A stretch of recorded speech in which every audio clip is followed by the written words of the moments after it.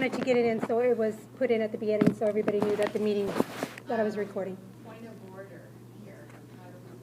You know what? I'm fine. You can record. Okay. It's not a problem. Okay. Is it going to be there? I walk around. You're going to have to. Yeah. Okay. It's no All right. no ill intentions. Believe me, All it's right. not. I'm fine with it. Okay. It's fine. Okay. So why am I here? It's part of the SELPA's responsibilities to educate the community and especially parents of children with disabilities about various legal issues that they may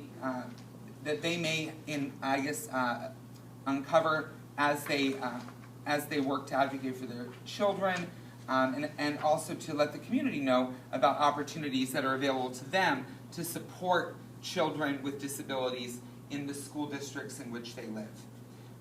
And so this presentation is really, I'll tell you, it's very legally intensive.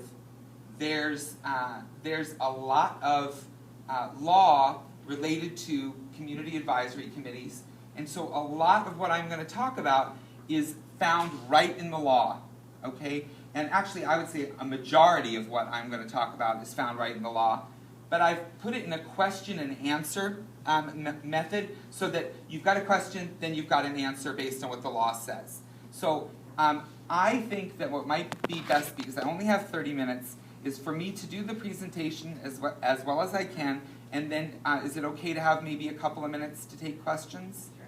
Okay.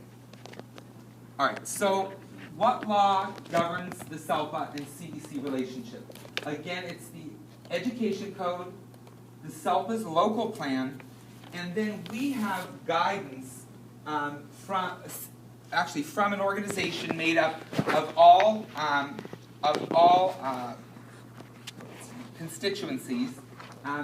It's guidelines on how CAC should function, and it was published by the organization in conjunction with the State Department of Education. And it's not binding, but it is guidance that we can look to, especially as we operationalize, as we actually implement the law. The guidance is very, very helpful. So really what we're looking at is the Ed Code, and the Ed Code gives the SELPA the authority to develop, or requires the SELPA to develop a local plan, and that in that local plan we have more information about CACs, and you'll see what that means in a second. CACs act only in an advisory capacity. We, as lawyers, will talk about statutory schemes. Usually, basically what a statutory scheme is a series of code sections that are about the same topic. And when there is sort of an overarching statute at the beginning, then we know that that applies in terms of what's going to come in that statutory scheme. The very first provision about CACs says that they act only in an advisory capacity. Now, what does that mean? That means they're not decision makers. Okay? They're there to advise the SELPA regarding the local plan and policies that the SELPA develop, but they're not the decision makers. The SELPA can take the information, incorporate it into what they do, or not. And then the SELPA puts out the local plan that goes to the state, and then develops policies that are ultimately approved by the Superintendent's Council. The SELPA is supposed to work collaboratively with the CAC. So what does that mean? That means that when the CAC makes recommendations or gives advice, then the SELPA, meaning the SELPA director, needs to sit down with the CAC and actually talk about these issues to get an understanding of what the CAC is saying or advising or recommending, so that that information could be taken back and utilized when finalizing a policy or finalizing the local plan. The CAC's responsibilities are in both the Ed Code and in the local plan. The Ed Code sets 6 responsibilities, and those have to be in the local plan. And I'm not going to read each one, other than to say actually that you can see here: advise, recommend, assist, encourage, support, assist. All of these action verbs are not decision-making action verbs. They're all really to collaboratively support, advise, assist the SELPA. And that's their that's the CAC's responsibility, is as an advisor. And they're there sort of as an advisory council. Let's look at it that way.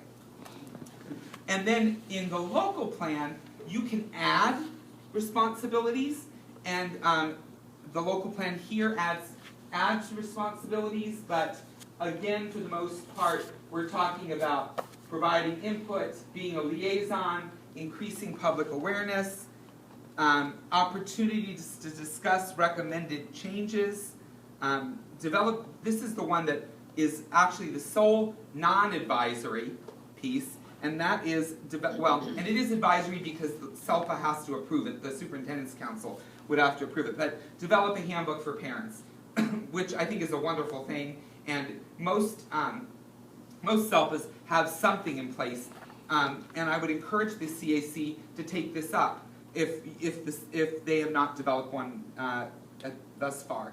Provide input, again, recommending, advising, and becoming familiar with the laws pertaining to special ed. Again, that's the SELPA's responsibility to educate the CAC. The CAC can also seek out other avenues of learning about the law. So, for instance, they may have someone from the State Department come down to talk about a particular issue, or they may have someone from an organization that deals with issues of special education come down and educate them on a particular issue. And the SELPA is a great place to coordinate with that because the SELPA has those statewide connections that might enable the CAC to actually get some good contacts. Okay, so does the CAC set SELPA policy? The law says no. The CAC advises the SELPA on policy issues. And again, it's that collaborative relationship. Ultimately, though, the SELPA need only consider the recommendations for policy changes, but ultimately the decision is the SELPA's. And when I say the SELPA, I'm not just referring to the SELPA director. I'm referring to the SELPA Administrative Council, right? That's what it's called? Yeah, Administrative Council and Superintendents Council. That's the SELPA. It's not just the SELPA director. But the SELPA director is the conduit to those two other councils. So it would start with the SELPA director and then they would bring it to the councils. Does the CAC review the local plan? Yes. They have at least 30 days. They have to be given at least 30 days to review the local plan. There's nothing in the law that says that the SELPA has to follow their recommendations. Okay? It's just providing recommendations at the end of the 30-day period. And again, all that needs to be given to the CAC is a copy of the draft local plan. There are no other documents that the law requires that the SELPA provide to the CAC in reviewing the draft local plan. All right? So when the SELPA gets the local plan, and their obligation as the CAC is to review it, provide recommendations, and then in a collaborative process, finalize the local plan. But the SELPA ultimately has the decision-making authority. Does the CAC revise and rewrite the local plan? No. That's not the CAC's responsibility. The CAC provides recommendations for making changes to the local plan.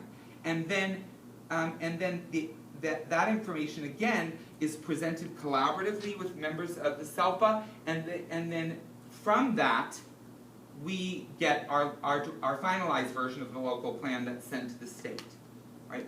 But again, it's recommendations that are provided, advisory capacity, right, that are provided, and then that information is taken, it may be incorporated, pieces of it may be incorporated.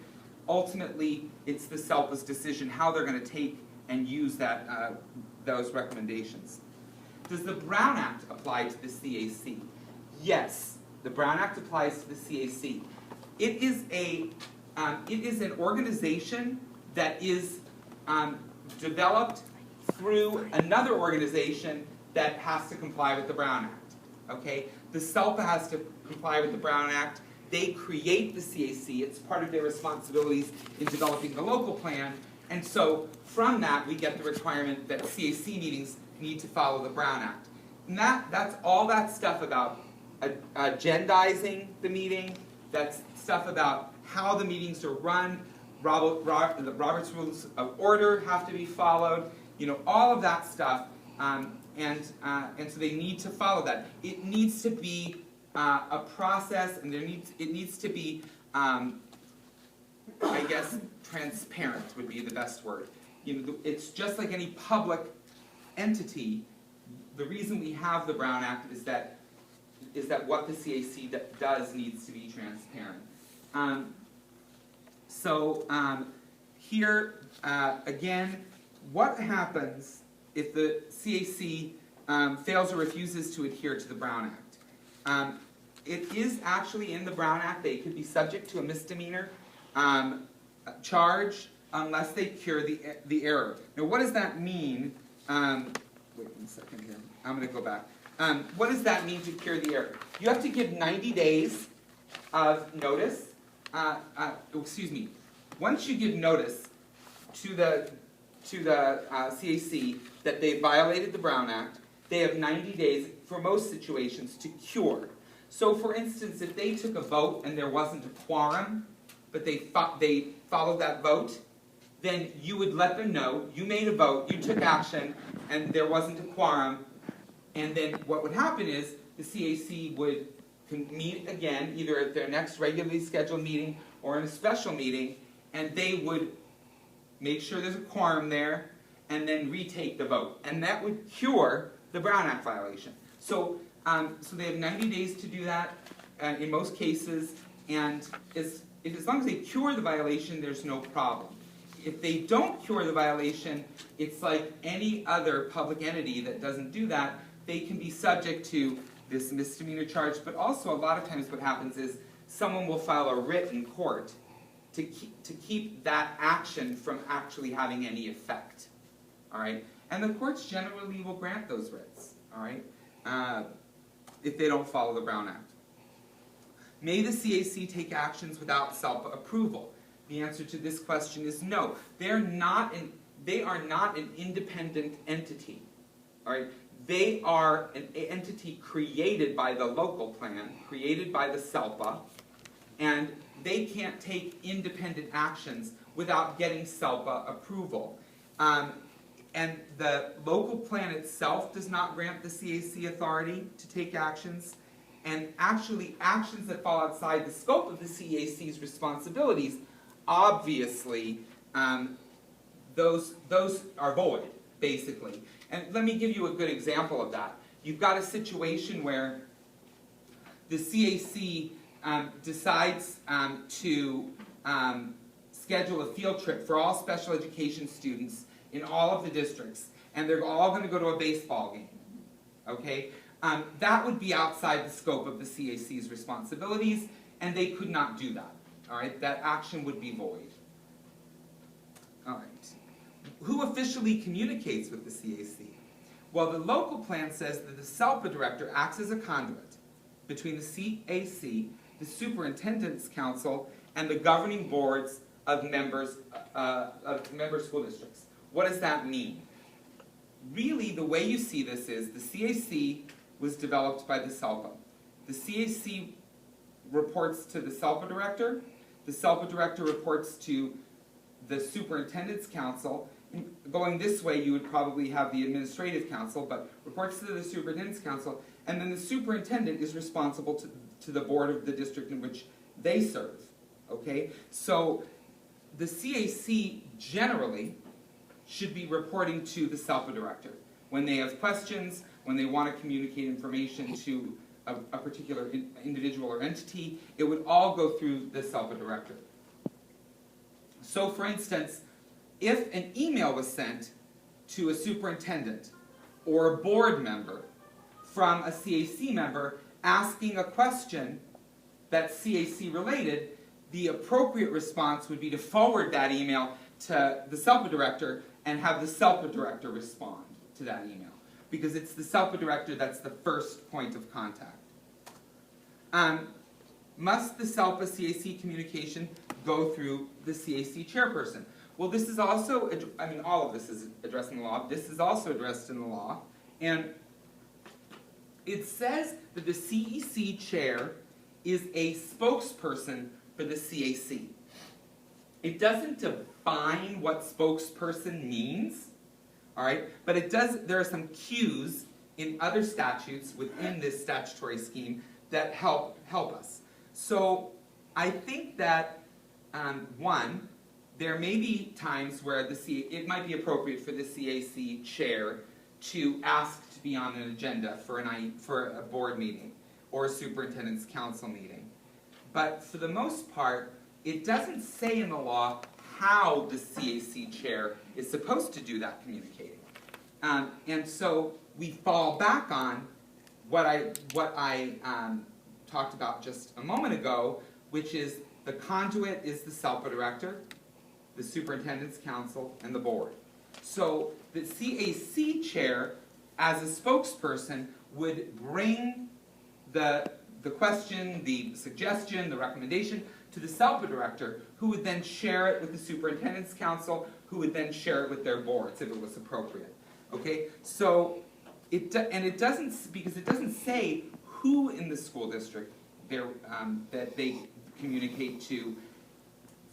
They communicate to, because of the line of authority, they communicate to the superintendents of the district through the superintendent's council. That's the person in the school district that they communicate with through the SELPA director.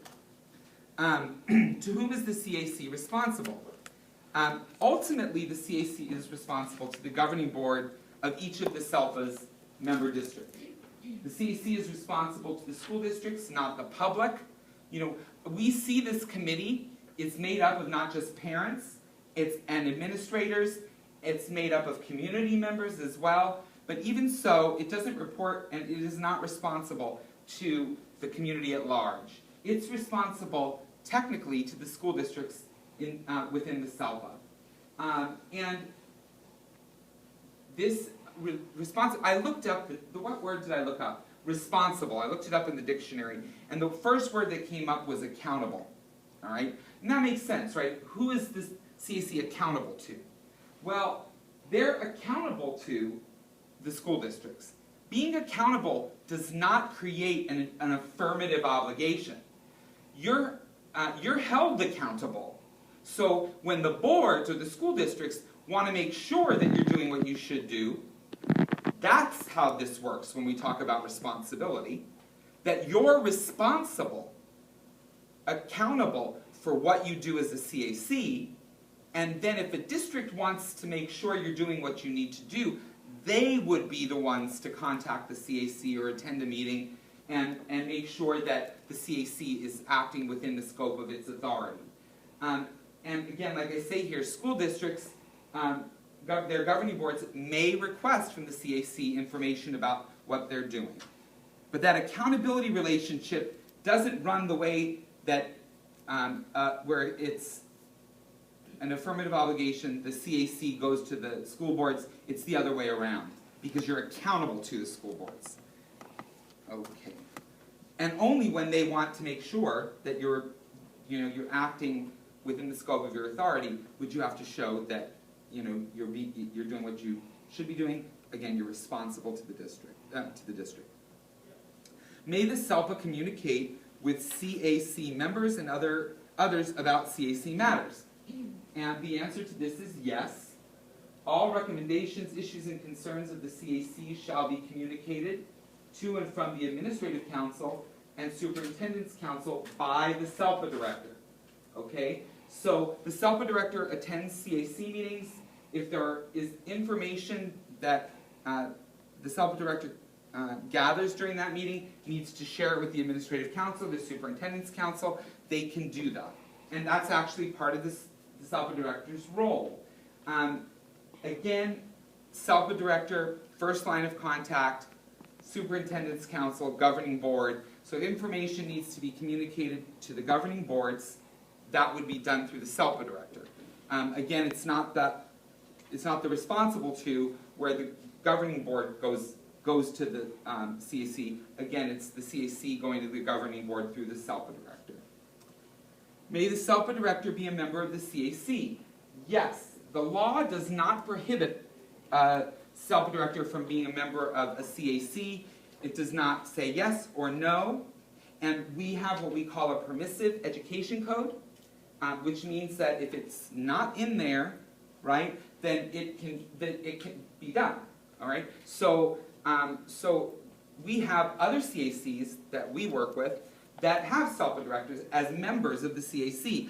Usually, some sort of ad hoc member of the leadership team, you know, or secretary of the leadership team, that sort of thing. You know, SELPA directors are great to be in those positions because, again, they have access to resources. They can actually help effectuate change at a level the CAC might want to see change effective. Must the SELPA give the CAC a separate budget? The answer here is no. The SELPA is required to develop a SELPA budget, but there's nothing in the law that requires the SELPA to create a line item for CACs so that the CAC has money. There's no obligation to give the CAC money or, again, include them in the SELPA budget. Okay, so here are some best practices. And I have to say I did pretty good with timing. These guidelines, again, come from the CAC guidelines. And actually, I think, did I bring it? I didn't bring it. I'll give it to you, the URL for the guidelines if people want it. Oh, you have it. Okay, great. So they have made recommendations about what is best practice. What does best practice mean? What that means is it means the practice that educators and parents have learned over time make things better, that things work better, okay? So best practice is, you know, the best way to do something to ensure that you get your outcome.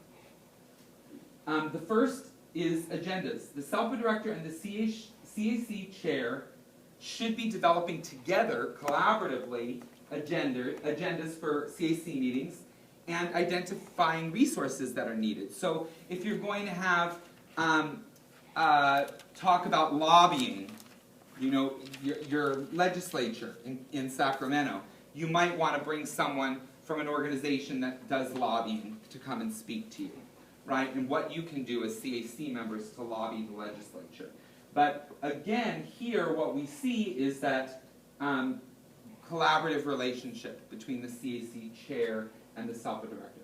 Timelines. Work with the CAC to develop timelines such as a yearly calendar of events, activity, and housekeeping issues. So again, here you have to have meetings at least 4 times a year. The chair should work collaboratively with the SELPA director to set those 4 dates, and a calendar should go out to all parents to let them know about those dates. You might even want to snazz it up a little bit and put what you're wanting the theme of each meeting to be so that parents know and can mark their calendars early. And again, that's supposed to be a collaboration between the SELPA director and the chair of the CAC. Communication is the most important thing that CACs can do.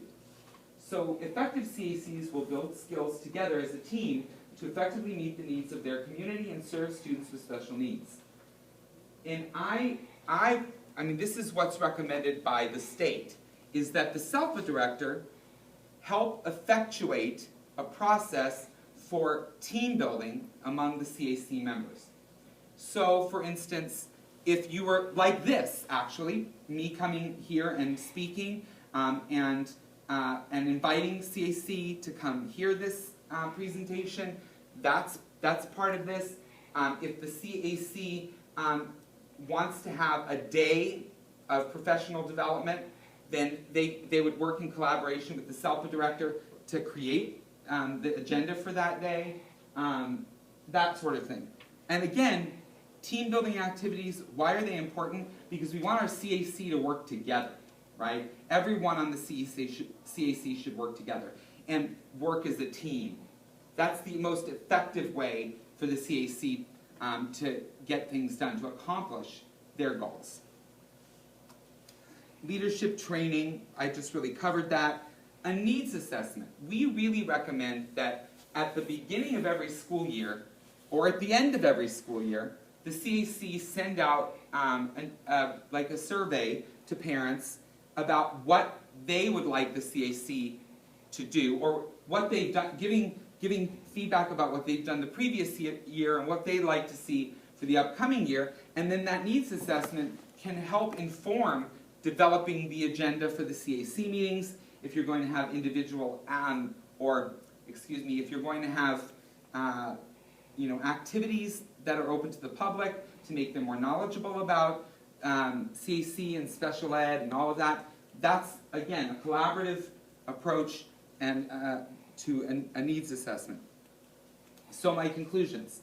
CAC serves in an advisory capacity. The SELPA must consider the CAC's input, but they're not obligated to incorporate it or accept those recommendations. And one last thing I forgot to say about the Brown Act. I really recommend, because the CACs are governed by the Brown Act, that the CACs become knowledgeable about the Brown Act. And one of the things that you need to be aware of is if there is you have a certain number of members, right? If there is a majority of members attending an event or having a meeting, it needs to be agendized. Okay? So let's say you have 15 members, and all of them are invited to a pool party, all right? And 7 or 8 of, 8 of them, majority of them are going to go to the pool party. When you have a majority of the board together in one place at a conference, at a education foundation event, whatever it is, you need to agendize that because a majority of the board is there, and the Brown Act requires that. I just forgot that one piece. So I took, I think, about a half an hour. Yeah, so thank you. Superintendents, do you have any questions regarding this? Yeah, Joe? Howard, a clarification Sure. for process, because I think you used the word collaboration as a key word that I want to focus on. Sure. In a number of areas, but I'll focus in particular on collaborating with SELPA director and CSC on scheduling meetings and creating agendas. Yes. I think I am just going to state what I think it makes sense and then ask you to respond. Okay. I would think in scheduling meetings, there ought to be agreement on how many meetings and when they would be scheduled, and it's a minimum of 4. But minimum. it could be more than 4. That's exactly right. But then in the collaboration on the agenda, would you consider the best practice that SELPA director and CAC chair meet well in advance of a meeting and collaborate on the agenda? Absolutely. In fact, I would say, every agenda may change. You may think 3 months out that you're going to do this, but you end up doing that. So, yeah, absolutely. The CAC chair and the SELPA director should be I always talk about this, they're standing side by side and walking together. So they should be working together to develop the policies, to develop the agendas for CAC meetings, and to in order to make the most out of the meetings. It's sort of like an IEP team. You've got a CAC chair, for instance, that's a parent.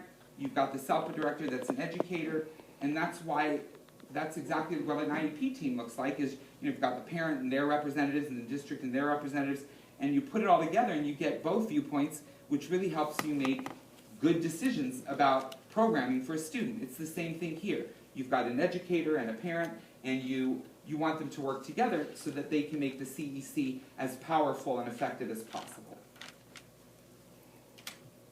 Well, I'm not a superintendent, but Excuse me, I just need to very respectfully share with our audience, because you may not know that this is a Brown Act agendized meeting, and as such, we have to follow the Brown Act, and so there's certain places for the anybody who wants to comment to speak. It's very set. It's in the public comments after the director's report. So the presentation and the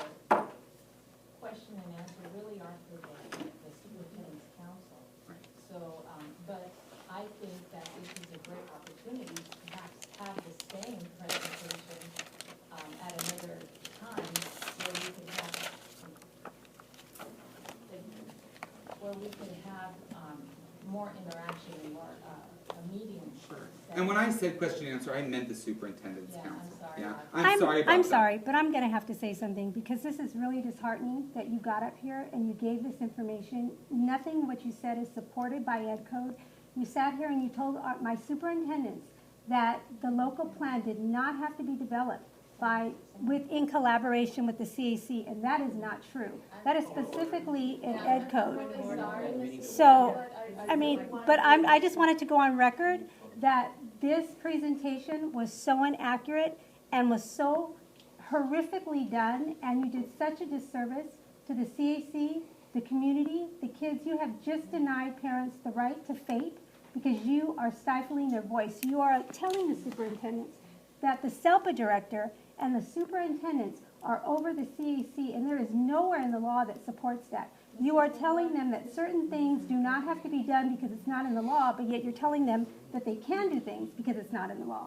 So this is not good, and I will bring this up with my school board. Okay, thank you so much, and I really respectfully want to ask you to absolutely share your comments, but there's a section, and when that comes, I'll be sure and give, and have you speak as a speaker at our meeting, because I want to hear your voice. Okay, and I have that. And just one other thing. No, You I have really- told, Part you cannot understand. you have told the superintendents that the SELPA Unfortunately, the director, agenda for public comment. I understand that, but this here was completely done wrong. We'll be happy to hear your comments. Right.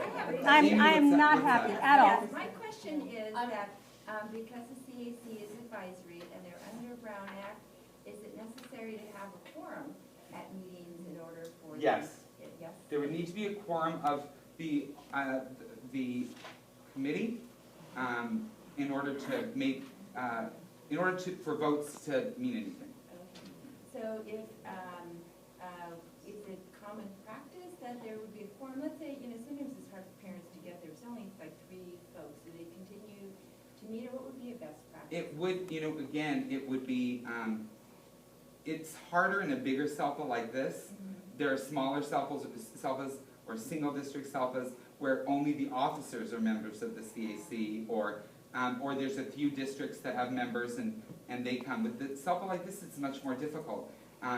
But there needs to be a quorum, and I think that needs to be communicated to the CAC members how important it is to come to meetings so that there can be a quorum and action can be taken. Can I ask another question Sure. about Brown Act too then?